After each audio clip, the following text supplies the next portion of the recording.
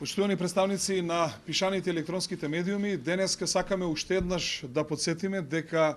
пред 3 дена го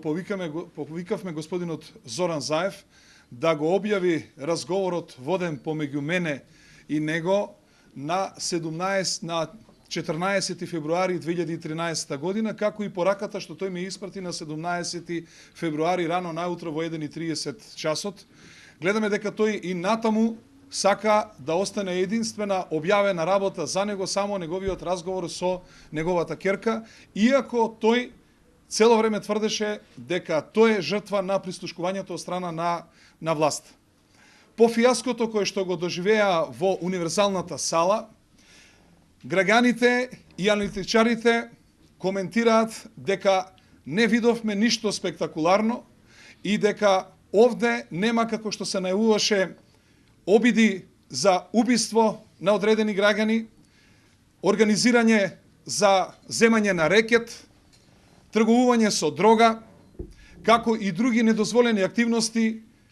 земање народни пари и така натаму и така натаму. Единствен спектакл од целата оваа работа што ние деновиве ја гледаме е обидот на Социјалдемократскиот сојуз да се ги фрла бомбите во собствените дворови. Најпрвин се обиде господинот Бранко Црвенковски преку Андре Петров и Васко Ефтов да ја фрли бомбата кај Заев, а потоа Заев ја фрли бомбата кон Бранко Црвенковски преку господинот Андре Жерновски.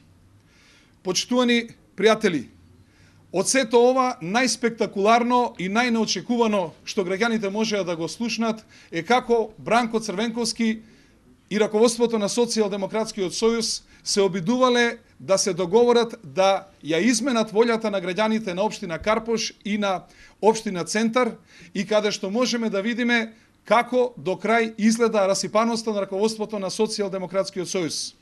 Од тие причини бараме да господинот Заев, кој што ги поседува сите овие снимки, да го објави разговорот помеѓу господинот Бранко Црвенковски и господинот Сашо Мијалков, за да можат граѓаните да јасно да видат кој се обидувал да манипулира со гласовите на граѓаните, и тоа додека се наоѓа во опозиција, а тек можеме само да претпоставиме доколку би биле на власт, како и би биле нивните обиди за измена на волјата на граѓаните на општина Карпош и на општина Центар. Благодарам. Дали имате прашања? Доколку нема, благодарам.